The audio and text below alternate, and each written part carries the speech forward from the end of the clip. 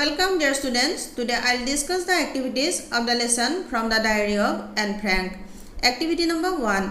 Let's see how much we have understood. Ami yat answer bor kori baktu kiman dur buji palo sawaha. Question number 1a. Where was Anne Frank from? Yar uttor hobo Anne Frank was from Netherlands. B. How has the voice of Anne Frank reached out across continents and generations? Anor konthoi kidore mohadekborer logote projonmoborok sui gol. The voice of Anne Frank has reached out across continents and generations through her diary, which was an important document of the tragedies of war. Anor konthoi tai diary khonor joriote bibhinno mohadekhor logote projonmoborok sui gol, jikhon juddhor ekhon oti dorkari nuthi ba tothyo asil. See, what did Anne Frank see lying on the table among her other birthday presents? Anne Franke টেবুলৰ ওপৰত অন্য উপহাৰবোৰৰ মাজত কি পৰি থকা দেখা পাইছিল? Answer হ'ব Anne Frank saw a diary lying on the table among her other birthday presents. Anne Franke আন উপহাৰবোৰৰ মাজত টেবুলত এখন ডায়েৰী পৰি থকা দেখা পাইছিল. D. Why did Anne Frank remain in her bed lying till a 6:45 on her birthday? Anne Frank বিছনাত জন্মদিনৰ দিনা 7:15 থকালৈকে কিয় পৰি আছিল বা শুই আছিল? Answer. Anne Frank remained in her bed lying till a 6:45. Anne Frank বিছনাত 7:15 থকালৈকে পৰি আছিল because she was not allowed to get up at that hour. কিয়নো তাইক সেই সময়ত উঠিবলৈ অনুমতি দিয়া হোৱা নাছিল। E. Who does you in the lesson refer to? পাঠটিত you বুলি কাক উল্লেখ কৰা হৈছে? In the lesson the term you refers to the diary named Kitty. পাঠটিত Kitty নামৰ ডায়েৰীখনক you বুলি উল্লেখ কৰা হৈছে। F. What is camera obscura? Camera obscura কি? Camera obscura is a party game. Camera obscura hoise eta party game. G. Who welcomed Anne in the dining room? Anne dining roomot kune সম্ভাষণ বা আদৰণি জনাইছিল? Answer. Murti the cat welcomed Anne in the dining room. Murti নামৰ মেকুৰীটোৱে Anne dining roomot আদৰণি জনাইছিল. Is. Why does Anne Frank think that it is an odd idea for someone like her to keep a diary? এনে কিয় ভাবিছিল যে তাইৰ দৰে এজনী ছোৱালীৰ বাবে ডায়েৰী লিখাটো এটা অযুক্তিকৰ ধাৰণা? Answer. Anne had never written a diary. এনে কেতিয়াও ডায়েৰী লিখা নাছিল and she thought that আৰু তাই ভাবিছিল যে no one would be interested in a 13-year-old girl's diary. কোনেও 13 বছৰীয়া ছোৱালী এজনীৰ ডায়েৰী এখনৰ বাবে আগ্ৰহী নহব। So to her it was an odd idea to keep a diary. সেইবাবে তাইৰ বাবে ডায়েৰী এখন লিখাটো এটা অযুক্তিকৰ ধাৰণা আছিল। I. How does Anne Frank describe her feelings in one of her slightly melancholy days? এনে কিদৰে তাইৰ দুখ লাগি থকা দিনবোৰৰ এদিনত মনৰ ভাৱটো প্ৰকাশ কৰিছিল? And described that she was sitting chin in hand and could not decide whether to go out or to stay at home. এনে বৰ্ণনা কৰিছিল যে যেতিয়া তাই হাতত থুতৰি দি বহি আছিল তাই সিদ্ধান্ত ল'ব পৰা নাছিল যে তাই বাহিৰলৈ যাব নে ঘৰতে থাকিব। She was thinking about the saying that paper is more patient than man. তাই কাগজ যে মানুহতকৈ বেছি ধৈৰ্যশীল সেই কথাটো ভাবি আছিল। যে who is Kitty? Kitty কোন? Kitty is the name of Anne's diary. Kitty হৈছে এনৰ ডায়েৰীখনৰ নাম। She addressed her diary as Kitty. তাই তাইৰ ডায়েৰীখনক কিটি নামেৰে সম্বোধন কৰিছিল।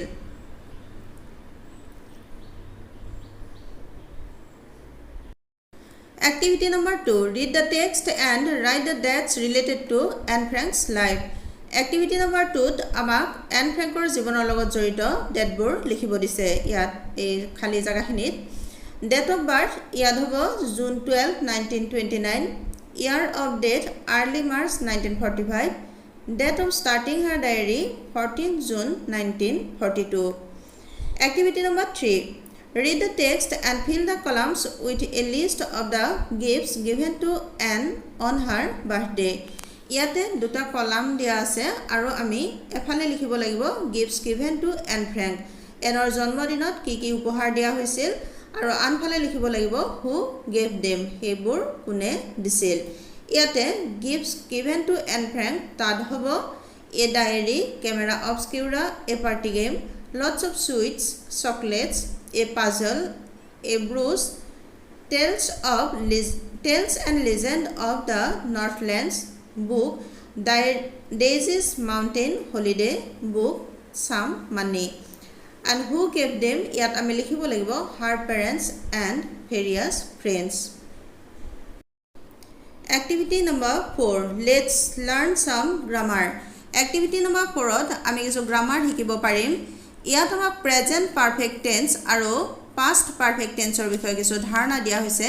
আমি এতিয়া প্ৰথমে present perfect tense কাক কয় সেই বিষয়ে জানি লওঁ আহা. Present perfect tense সদ্য সমাপ্ত বৰ্তমান কাল. কামটো অলপ আগতে শেষ হৈছে কিন্তু তাৰ ফলটো এতিয়াও বৰ্তমান অৰ্থাৎ ফলটো এতিয়াও থাকিলে তাক present perfect tense বুলি কোৱা হয়.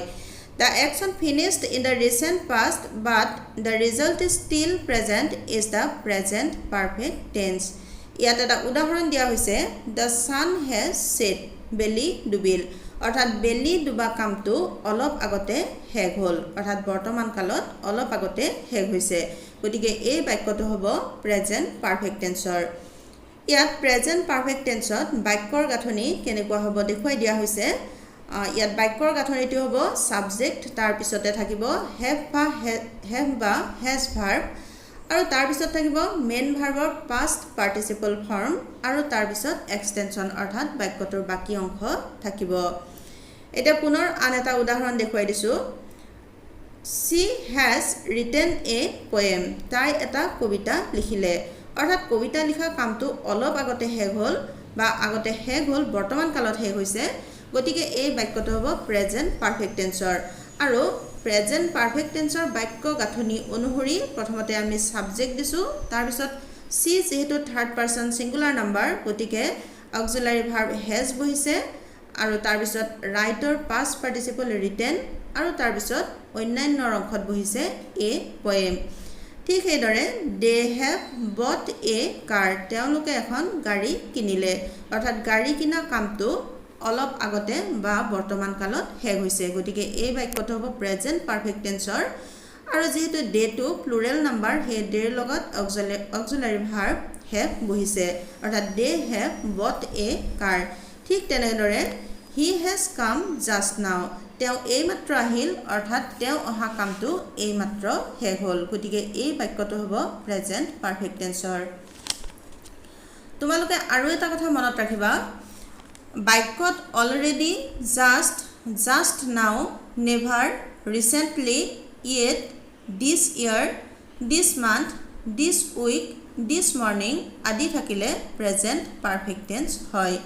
এতিয়া আমি এক্টিভিটি নম্বৰ 4ৰ প্ৰথম বাক্যটো চাওঁ আহা.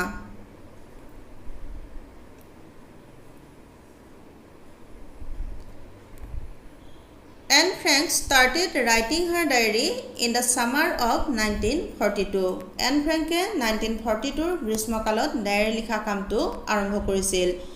Today Anne's voice has reached out across continents and generations and her diary is one of the most important documents of the war. Anneৰ কণ্ঠই মহাদেশবোৰ আৰু সকলো প্ৰজন্মক চুই গ'ল আৰু তাইৰ ডায়েৰীখন যুদ্ধ বিষয়ক তথ্যৰ ভিতৰত অন্যতম এখন. Today Anne's voice has reached out. এই বাক্যটোত এনৰ কণ্ঠই সকলোকে চুই গ'ল বুলি কোৱা হৈছে অৰ্থাৎ ইয়াত কামটো বৰ্তমান কালত শেষ হৈছে আৰু এনৰ কণ্ঠ বা ডায়েৰীখনৰ প্ৰভাৱ সকলোৰে মনত থাকি গৈছে.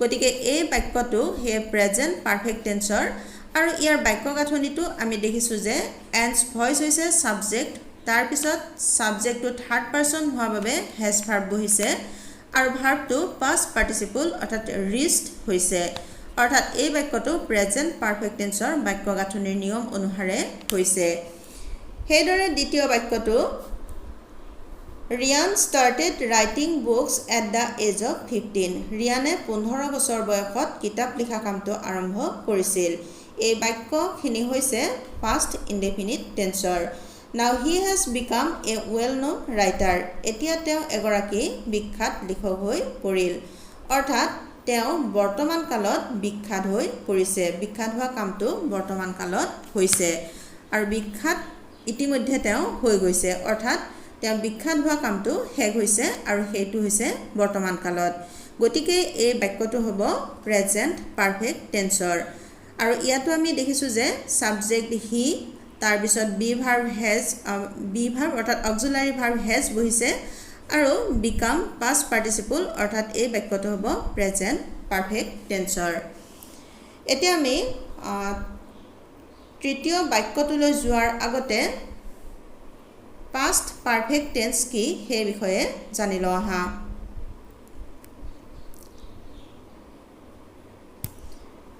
past perfect tense নিৰ্ধাৰিত অতীত কাল the action completed before another action is the past in the past is past perfect tense অৰ্থাৎ অতীত কালত কোনো কাম এটাৰ আগতে আন এটা কাম শেষ হোৱা বুজালে past perfect tense হয় অৰ্থাৎ অতীত কালত যেতিয়া দুটা কাম আৰু তাৰে এটা কাম যেতিয়া আগতে শেষ হ'ব সেই আগতে শেষ হোৱা কামটো past perfect tense হয় ইয়াত উদাহৰণটো তোমালোকে চাই লোৱা I had done the sum before you came তুমি অহাৰ আগতে মই অংকটো কৰিছিলো অৰ্থাৎ ইয়াত দুটা কাম আছে এটা হৈছে মই অংক কৰা কামটো আৰু আনটো হৈছে তুমি অহা কামটো এই দুটা কামৰ ভিতৰত কিন্তু মই অংক কৰা কামটো আগতে কৰিছিলো অৰ্থাৎ এই দুটা কামৰ ভিতৰত অংক কৰা কামটো আগতে শেষ হৈছে গতিকে দুটা কামৰ এটা কাম যেহেতু আগতে শেষ হোৱা বুজাইছে আৰু দুয়োটা বাক্য যেহেতু অতীত কালৰ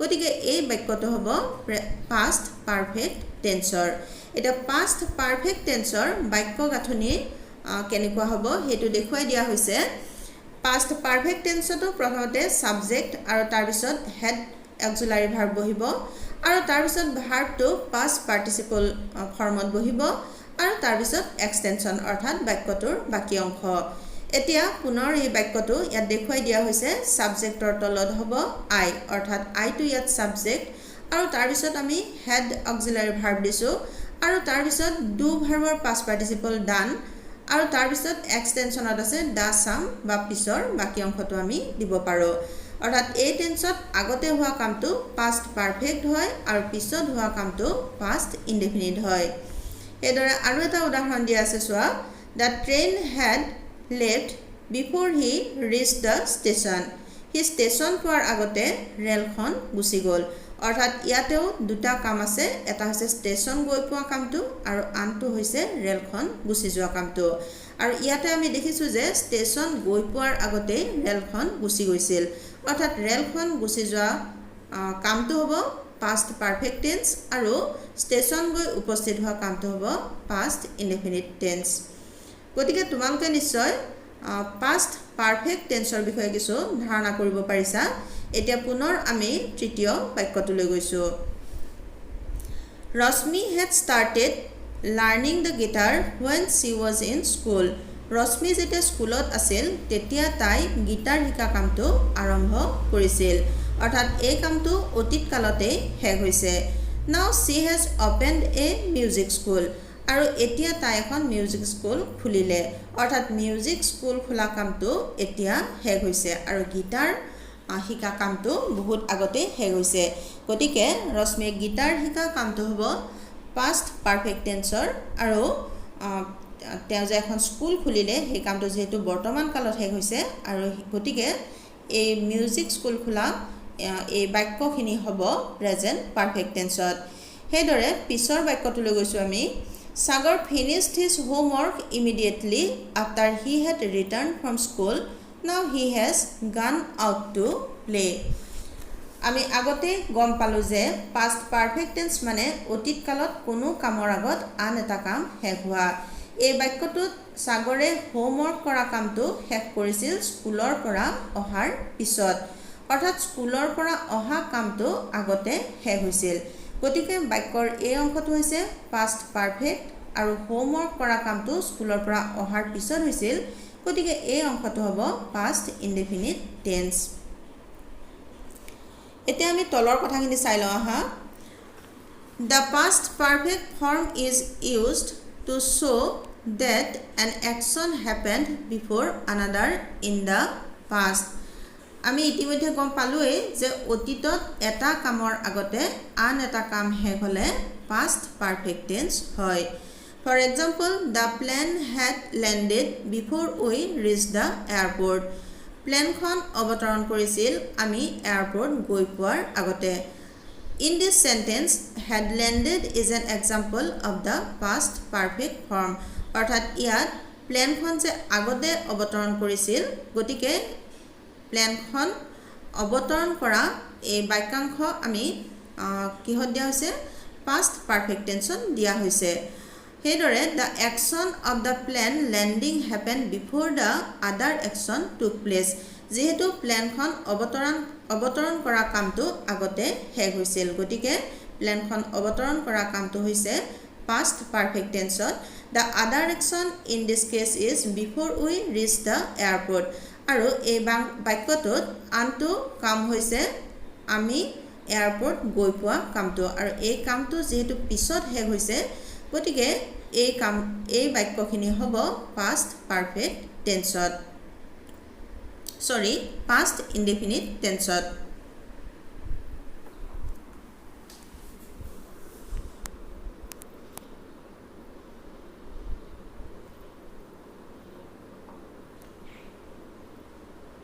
Activity number 4B Fill in the blank spaces in the following paragraph about Rima with the verbs given in brackets এই এক্টিভিটিটোত আমি ভাৰ্বৰ বিভিন্ন ফৰ্মবোৰ ব্যৱহাৰ কৰি খালি ঠাইবোৰ পুৰাব লাগিব গতিকে আমি এক্টিভিটিটো কৰি চাওঁ আহা Rima was very happy on Sunday she was given a diary on her birthday she received ইয়াতে এটো past tense হ'ব she received other gifts too such as flowers and chocolates her grandmother had sent her a letter which reached just on time ইয়াতে দুইটা বাক্য যেটো past tense অৰ্থাৎ which reached just on time এইখিনি আছে past indefinite tense গতিকে আমাৰ আগৰ বাক্যখিনি হ'ব had sent অৰ্থাৎ past perfect tense Rima had baked biscuits which she distributed at school আৰু এই বাক্যটোতো পিছৰ অংশ যেটো past indefinite tense আছে গতিকে আমি আগৰখিনি দিব লাগিব past perfect tense she also spent some of her pocket money to buy a few stickers for her friends আমাৰ এই এক্টিভিটিটো কৰা হে হৈছে এতিয়া আমি পিছৰ এক্টিভিটি লৈ আগবাঢ়িছো let us revise the different forms of the verb have the verb have has the following forms আমি ইতিমধ্যে have verb টো কেতিয়াবা have কেতিয়াবা has আৰু কেতিয়াবা had হিচাপে ব্যৱহাৰ কৰি আহিছো এতিয়া আমি এই have ভাৰ্বৰ ফৰ্মৰ বিষয়ে জানো আহা ইয়াত আমাক দেখুৱাৰ দৰে have ভাৰ্বৰ প্ৰেজেন্ট ফৰ্ম দুটা হৈছে have আৰু has আৰু has ভাৰ্বটো he she ইটৰ লগত অৰ্থাৎ থাৰ্ড পাৰসন সিঙ্গুলাৰ নাম্বাৰৰ লগত ব্যৱহাৰ হয় আৰু have ভাৰ্বটো he she ইটৰ বাহিৰে বাকি পাৰসন অৰ্থাৎ I we you they আদিৰ লগত ব্যৱহাৰ হয় আৰু have ভাৰ্বৰ past form হৈছে had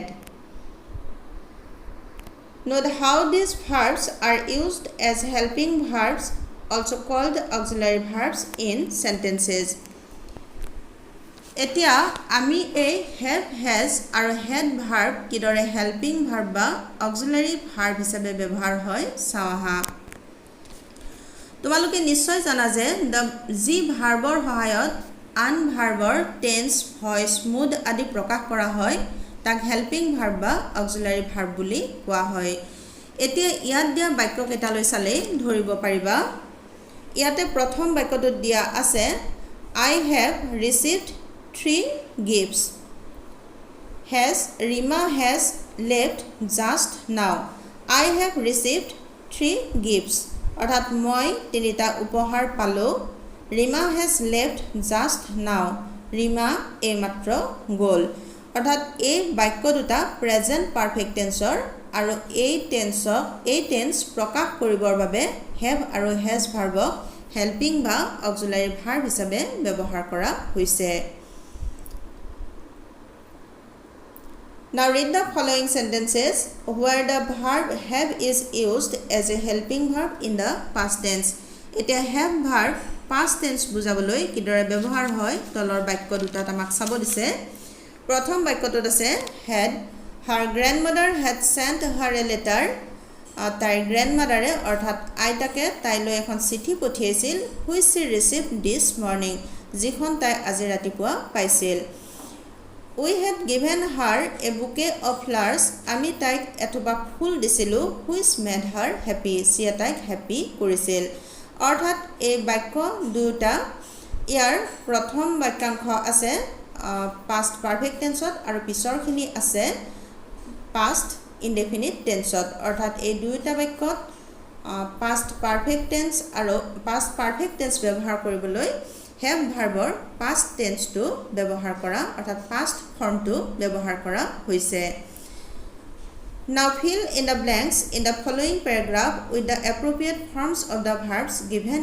in brackets এতিয়া আমাক তলৰ প্যাৰাগ্ৰাফৰ বাক্যবোৰৰ খালি ঠাইবোৰ ব্ৰেকেটৰ ভিতৰত থকা ভাৰ্বৰ উপযুক্ত ফৰ্ম ব্যৱহাৰ কৰি পুৰাব দিছে ইয়াত হ'ব Today is a special day. Rima thought grandma has sent such a beautiful letter. I wish she had come here herself, but she has fallen ill and can't come.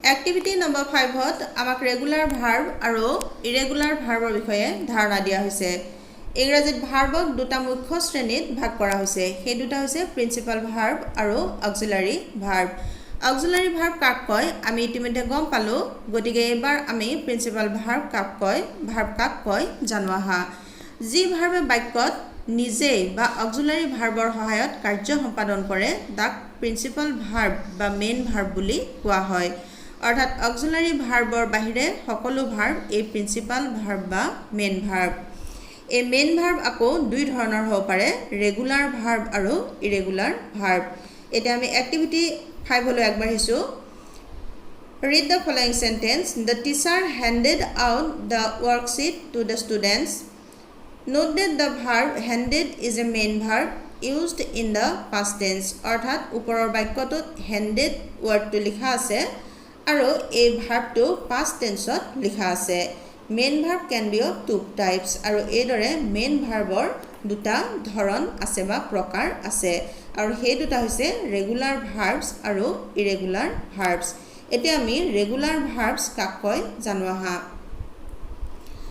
These are verbs that form their past tense and past participle forms according to an established pattern অৰ্থাৎ regular verbবোৰক past বা past participle লৈ নিয়াৰ বাবে কোনো প্ৰতিষ্ঠিত নিয়ম আছে অৰ্থাৎ নিয়ম অনুসৰি আমি ৰেগুলাৰ ভাৰ্ববোৰক কি কৰিব পাৰো past বা past participle ফৰ্মলৈ লৈ যাব পাৰো most verbs have a past tense and past participle with ed অৰ্থাৎ বেছিভাগ ৰেগুলাৰ ভাৰ্বক ed যোগ কৰি past বা past participle ফৰ্মলৈ লৈ যাব পাৰি আৰু ইয়াত আমাক উদাহৰণ দিছে প্লে ভাৰ্বৰ লগত ed যোগ কৰা হৈছে আৰু ed যোগ কৰোতে প্লেড হৈছে অৰ্থাৎ past আৰু past participle হেদৰে walked অৰ্থাৎ এই দুইটা ভাৰ্বতে আমি দেখিছো যে ed যোগ কৰি past আৰু past participle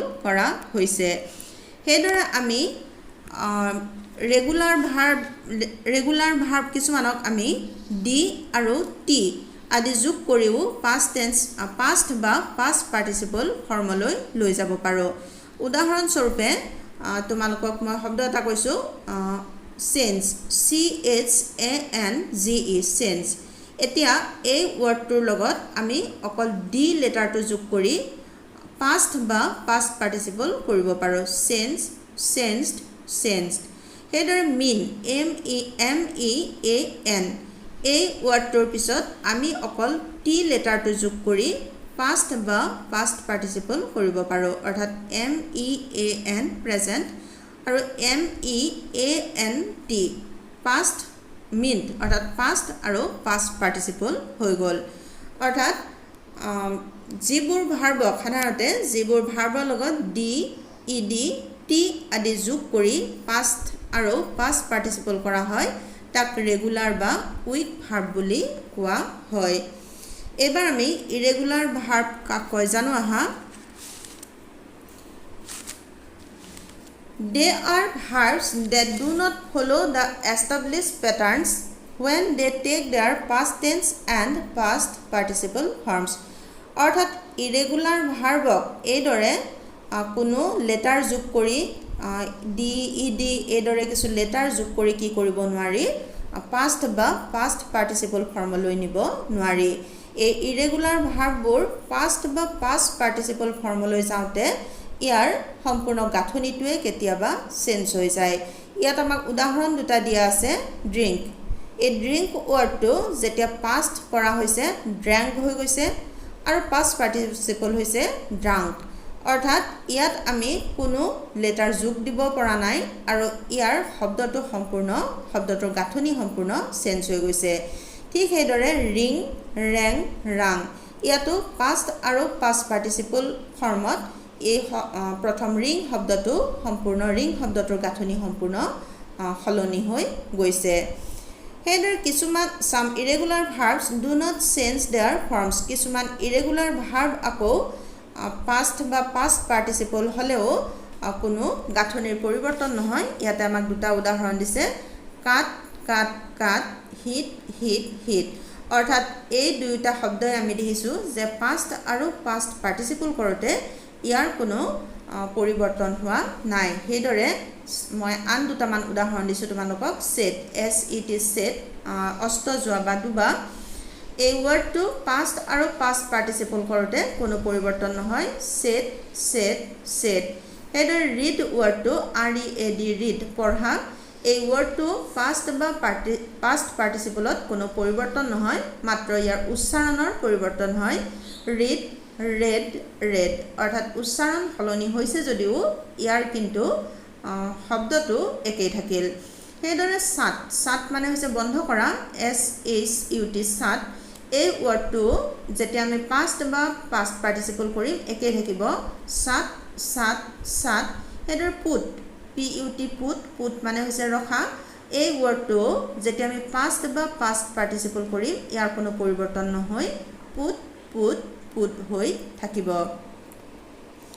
সেইদৰে there are some verbs which take forms like the following in the past tense and past participle think thought thought catch caught caught the verb go takes the forms go when gone অৰ্থাৎ এই সকলোবোৰ irregular verb আৰু irregular verb আমি ভালদৰে গম পালো যে এই past বা past participle ৰূপলৈ যাওঁতে ইয়াৰ গাঁথনিটো সম্পূৰ্ণ সলনি হৈ যায় Learn more about irregular verbs with the help of your teacher. You can also consult a dictionary for a list of irregular verbs.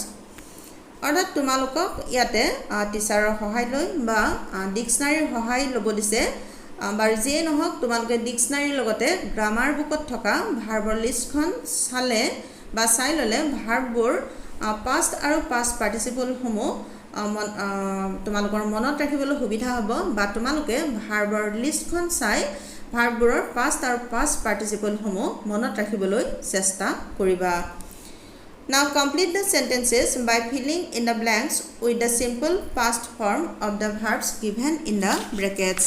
এতিয়া আমি তলৰ খালি ঠাইবোৰ ব্ৰেকেটৰ ভিতৰত দিয়া ভাৰ্ববোৰৰ past ফৰ্মেৰে পূৰণ কৰোঁ আহা Another birthday has gone by, so I am now 15. I received. অৰ্থাৎ receiver past tense হ'ব, past form হ'ব received. I received quite a few gifts. Peter gave me a lovely bouquet of peonies. The poor boy had to put a lot of effort into finding a present but nothing quite worked out. Yet worker past form hobo worked. Churchill was on the torpedo boat that sailed the coast. It was on the sail hobo. Yet as a sail dia ase, gotike a verb to hobo sailed. Activity number 6 ত আমাক ভয়েসৰ বিষয়ে ধাৰণা দিয়া হৈছে তোমালোকে ইতিমধ্যে ষষ্ঠ শ্ৰেণীতে ভয়েসৰ বিষয়ে কিছু শিকি আহিছাই গতিকে আমি প্ৰথমে তলৰ বাক্যবোৰ বুজি ল'বলৈ চেষ্টা কৰো আৰু তাৰ পিছত ভয়েসৰ বিষয়ে আৰু কিছু আলোচনা কৰিবলৈ চেষ্টা কৰিম প্ৰথমে আমি বাক্যকেইটালৈ আগবাঢ়িছো A 13-year-old girl in the Netherlands was given a diary on her birthday. নেদাৰলেণ্ডৰ এগৰাকী 13 বছৰীয়া ছোৱালীক তাইৰ জন্মদিনত এখন ডায়েৰী দিয়া হৈছিল B. The world would not have known her. পৃথিৱীত হয়তো তাইক নাজানিলেহেঁতেন had her diary not been published after her death. তাইৰ মৃত্যুৰ পিছত যদি ডায়েৰীখন প্ৰকাশ নহ'লহেঁতেন I am not allowed to get up at that hour. অৰ্থাৎ মোক সেই সময়ত উঠিবলৈ অনুমতি দিয়া হোৱা নাছিল আমি প্ৰথম বাক্যটোত দেখিছোঁ যে ইয়াত একশ্যন বা কৰ্ম অৰ্থাৎ ডায়েৰীখন দিয়া কামটোত গুৰুত্ব দিয়া হৈছে কিন্তু কোনে দিছে অৰ্থাৎ কৰ্তাৰ ওপৰত গুৰুত্ব দিয়া হোৱা নাই তেনেদৰে দ্বিতীয় বাক্যটোত ডায়েৰীখন প্ৰকাশ কৰা কথাটোত গুৰুত্ব দিয়া হৈছে কিন্তু কোনে প্ৰকাশ কৰিছে অৰ্থাৎ কৰ্তাৰ কথা ইয়াত উল্লেখ নাই একেদৰে তৃতীয় বাক্যটোতো উঠিব নিদিয়া কামটোত গুৰুত্ব দিয়া হৈছে অৰ্থাৎ ওপৰৰ তিনিওটা বাক্যই পেছিভ ফৰ্মত দিয়া আছে আমি বাক্যৰ পেছিভ ফৰ্ম তেতিয়া ব্যৱহাৰ কৰোঁ যেতিয়া আমি কোনে কৰিছে সেই কথাতকৈ কামটোৰ ওপৰত গুৰুত্ব দিব বিচাৰো অৰ্থাৎ ইয়াত আমাক দিছে আমি পুনৰ সেইখিনি কথাই পাম the three sentences above are in the passive form of the verbs ওপৰৰ তিনিওটা বাক্যই passive ফৰ্মত আছে we use the passive form of a sentence when we want to focus on the action rather than who did it অৰ্থাৎ we use the passive form আমি passive ফৰ্মটো ব্যৱহাৰ কৰোঁ of a sentence এটা বাক্যৰ when we want to focus on the action যেতিয়া আমি কামটোত গুৰুত্ব দিবলৈ বা কামটোৰ গুৰুত্ব প্ৰকাশ কৰিবলৈ চেষ্টা কৰোঁ rather than who did it অৰ্থাৎ কোনে কৰিছে অৰ্থাৎ কৰ্তাতকৈ আমি যেতিয়া নেকি কৰ্ম অৰ্থাৎ একশ্যনটোত বেছি গুৰুত্ব দিওঁ in the active form the sentences would be written like this আৰু active formত এই বাক্যকেইটা লিখিলে তলত দিয়াৰ দৰে বাক্যবোৰ হ'ব Someone gave a 13-year-old girl in the Netherlands a diary on her birthday. অৰ্থাৎ নেদাৰলেণ্ডৰ এগৰাকী 13 বছৰীয়া ছোৱালীক জন্মদিনত কোনোবাই এখন ডায়েৰী দিছিল The world would not have known her had her father not published the diary after her death. পৃথিৱীয়ে তাইক নাজানিলেহেঁতেন যদি দেউতাকে ডায়েৰীখন তাইৰ মৃত্যুৰ পিছত প্ৰকাশ নকৰিলেহেঁতেন My family does not allow me to get up at that hour. অৰ্থাৎ মোৰ পৰিয়ালে মোক সেই সময়ত উঠিবলৈ অনুমতি দিয়া নাছিল তলৰ এই তিনিওটা বাক্যতেই কিন্তু কৰ্তাৰ ওপৰত গুৰুত্ব দিয়া হৈছে প্ৰথম বাক্যটোত someone দ্বিতীয় বাক্যটোত her father আৰু তৃতীয় বাক্যটোত my family হৈছে কৰ্তা গতিকে এই বাক্যবোৰ এক্টিভ ফৰ্মত আছে As you can see we focus on the doer of the action in an active sentence অৰ্থাৎ আমি দেখিলো যে এক্টিভ ভয়েসত অৰ্থাৎ যেতিয়া বাক্যটো এক্টিভ ফৰ্মত থাকে তেতিয়া কৰ্তাৰ ওপৰত গুৰুত্ব দিয়া হয় আৰু যেতিয়া বাক্যটো পেছিভ ফৰ্মত থাকে তেতিয়া কৰ্মৰ ওপৰত গুৰুত্ব দিয়া হয় তলত আমাক এক্টিভ ভয়েসৰ পৰা পেছিভ ভয়েসলৈ নিউতে টেন্স অনুযায়ী কি ধৰণৰ পৰিৱৰ্তন হ'ব পাৰে তাৰ আভাস দিবলৈ কিছু উদাহৰণ দিয়া হৈছে আমি জানো যে এক্টিভ ভয়েসৰ সাবজেক্ট পেছিভ ভয়েসত অবজেক্ট হয় মেইন ভাৰ্বটো পাষ্ট পাৰ্টিসিপল হয় টেন্স পাৰ্সন আৰু নাম্বাৰ অনুসৰি বি ভাৰ্ব হয় আৰু এক্টিভ ভয়েসৰ অবজেক্ট পেছিভ ভয়েসৰ সাবজেক্ট হয় আৰু পেছিভ ভয়েসৰ অবজেক্টৰ আগত বাই টু উইথ এট আদি প্ৰিপজিশন ব্যৱহাৰ হয় এতিয়া তোমালোকক তলৰ উদাহৰণবোৰ ব্যৱহাৰ কৰি টেন্স অনুসৰি পেছিভ ভয়েসৰ গঠন কেনেকুৱা হয় দেখুৱাই দিবলৈ চেষ্টা কৰিছো তোমালোকে তোমালোকৰ কিতাপখন মেলি ললে বেছি সুবিধা হ'ব ইয়াত আমাক প্ৰথম বাক্যটো দিছে I write poetry এই এক্টিভ ফৰ্মৰ বাক্যটো হৈছে প্ৰেজেণ্ট ইনডেফিনিট টেন্সৰ আৰু প্ৰেজেণ্ট ইনডেফিনিট টেন্সত পেছিভ ভইচৰ বাক্যৰ গাঁথনিটো কেনেকুৱা হ'ব মই দেখুৱাই দিছোঁ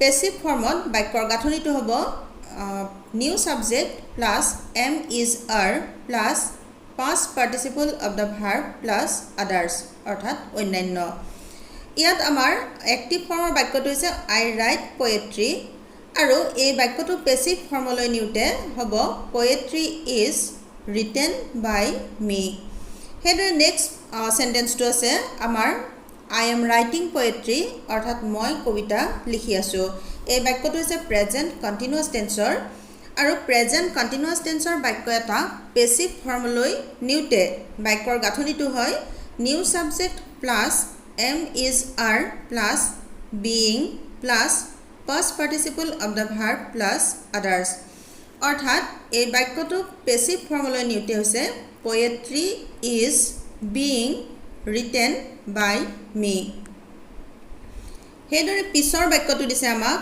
I have written poetry অৰ্থাৎ মই কবিতা লিখিলো এই বাক্যটো আছে প্ৰেজেন্ট পাৰফেক্ট টেন্সত এটা প্ৰেজেন্ট পাৰফেক্ট টেন্সৰ বাক্য এটা পেছিভ ফৰ্মলৈ নিউতে বাক্যৰ গাঁথনিটো হ'ব নিউ সাবজেক্ট প্লাস have বা has plus been plus past participle plus others আৰু এই বাক্যৰ গঠন অনুসৰি পেছিভ ফৰ্মৰ বাক্যটো হ'ব poetry has been written by me ইয়াৰ পিছৰ বাক্যটো আছে আই ৰোট পোয়েট্ৰি মই কবিতা লিখিছিলো এই বাক্যটো আছে পাষ্ট টেন্সত অৰ্থাৎ পাষ্ট ইনডেফিনিট টেন্সত এটা পাষ্ট ইনডেফিনিট টেন্সৰ বাক্য পেছিভ ফৰ্মলৈ নিউতে বাক্যৰ গাঁথনি হয় new subject plus was were plus past participle of the verb plus others অৰ্থাৎ এই বাক্যটো আমি পেছিভ ফৰ্মলৈ নিউতে দেখিছো Poetry was written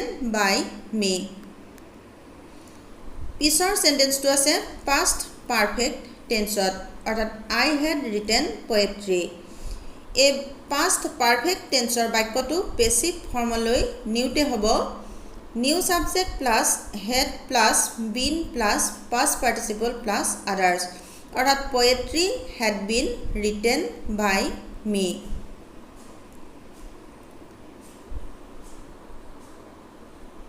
All the sentences in column B are in passive অৰ্থাৎ column B থকা সকলোবোৰ বাক্য আছে passive ফৰ্মত but they use different verbs কিন্তু এই বাক্যবোৰত বেলেগ বেলেগ ভাৰ্ব ব্যৱহাৰ কৰা হৈছে to show দেখুৱাবলৈ the differences in the time when the action happened কামবোৰ কেতিয়া সম্পাদন হৈছে তাকে দেখুৱাবলৈ অৰ্থাৎ টেন্স অনুযায়ী যে passive ফৰ্মলৈ নিউতে বিভিন্ন পৰিৱৰ্তন হয় তাকে দেখুৱাবলৈ চেষ্টা কৰিছে Here are a few sentences about Anne Frank আৰু ইয়াত Anne Frankৰ বিষয়ে আন কেইটামান বাক্য দিয়া আছে Rewrite the sentences in the passive form আৰু আমাক এই বাক্যবোৰ passive ফৰ্মত লিখিব দিছে তোমালোকে নিশ্চয় এক্টিভৰ পৰা পেছিভলৈ সলনি কৰোতে টেন্স অনুযায়ী কি কি পৰিৱৰ্তন হয় হেয়া ধৰিব পাৰিছা আমি এতিয়া এই বাক্যবোৰ হে টেন্স অনুসৰি কিদৰে পৰিৱৰ্তন কি পৰিৱৰ্তন কৰি এই বাক্যৰ পেছিভলৈ নিব পাৰো সামাহা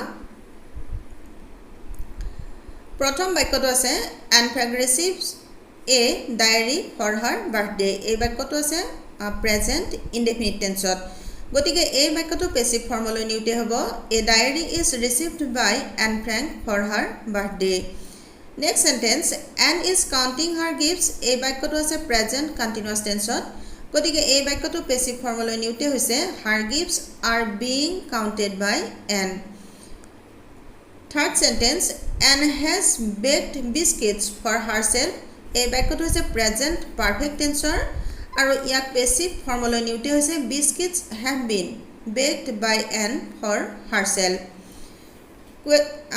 four sentence number 4 Anne wrote a diary entry it was a past indefinite tense গতিকে এই বাক্যটো পেছিভ ফৰ্মত হৈছে a diary entry was written by Anne and last one her parents had given her a blue blouse এই বাক্যটো আছে আমাৰ past perfect tense আৰু past perfect tenseৰ নিয়ম অনুযায়ী পেছিভ ফৰ্মলৈ নিউতে বাক্যটো সলনি হৈছে এইদৰে a blue blouse had been given her by her parents. মৰমৰ ছাত্ৰ ছাত্ৰীসকল, তোমালোকে ভইচৰ বিষয়ে নিশ্চয় কিছু ধাৰণা কৰিব পাৰিছা। From the diary of Anne Frank পাঠটিৰ এক্টিভিটিবোৰ আলোচনা কৰা হ'ল। বাকী ৰৈ যোৱা এক্টিভিটি দুটা পুনৰ কৰিবলৈ চেষ্টা কৰিম। ধন্যবাদ।